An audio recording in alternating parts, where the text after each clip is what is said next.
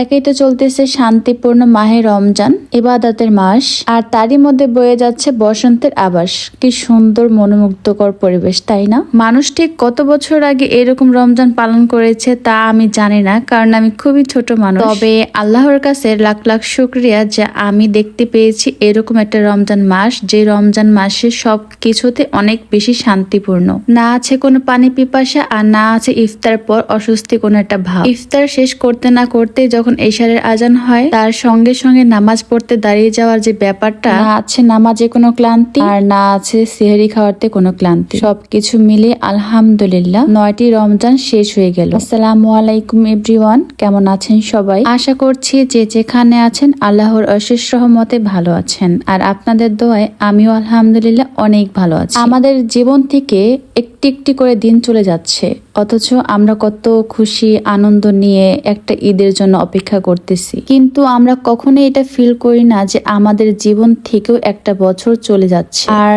যখনই কেউ এই জিনিসটা ফিল করে, আমার মনে হয় না যে তার এই দুনিয়ার কোনো কথাই সে চিন্তা করবে। তবুও মানুষ থেমে নেই, থেমে থাকে না, থেমে থাকতে পারে না। তারপরেও আমাদের প্রত্যেকের উচিত আল্লাহর ইবাদত পালন করা। আল্লাহ আমাদের সবাইকে নেক হায়াত দান করুক, 5 ওয়াক্ত নামাজ পড়ারও তৌফিক দান করুক, আমিন। এই ভিডিওটা ছিল শুক্রবার দিনের, তো হালকা পাতলা কিছু রান্না করেছি। এইখানে খুবই অল্প পরিমাণ মাংস আর ভাত রান্না করেছি, মানে পোলাও ভাত। আজকে এগুলো দিয়ে ইফতারটা করব। যেহেতু আমি বাসায় একাই থাকি, আমার জন্য এইটুকু খাবারই অনেক কিছু। গতকাল রাতে সাহরি করার পর এই চুড়িগুলো আমি বানিয়েছি। এখানে আরো অনেক কাজ বাকি আছে। তো যারা এই চুড়িগুলো অর্ডার করতে চান বা যদি কারো ড্রেসের সাথে ম্যাচিং করে বানিয়ে নিতে চান, অবশ্যই সেটা আমাদের ইনবক্সে নক করবেন। আমাদের ফেসবুক পেজ মাকসুদা মেকওভার, সেখানেও ভিজিট করতে পারেন। আর ওইখানে অর্ডার করলে সবার আগে অর্ডারটা কনফার্ম হয়ে যাবে। রান্নাবান্না শেষ করতে করতে